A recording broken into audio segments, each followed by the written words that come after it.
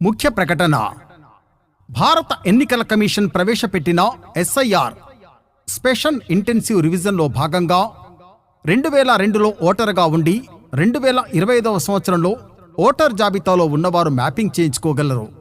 మరియు ఓటు హక్కు కలిగి ఉన్న మీ పిల్లలను అనగా సంతానాన్ని యాడ్ ప్రొజెంట్ చేయించాలి. 2002వ సంవత్సరం తర్వాత ఓటు హక్కు పొందినవారు తప్పనిసరిగా మీ తల్లిదండ్రుల వివరాలతో మీ బూత్ లెవెల్ అధికారిని BLOను కలిసి మీ ప్రస్తుత ఓటర్ వివరాలతో మ్యాపింగ్ ప్రక్రియ పూర్తి చేసుకోవాలి.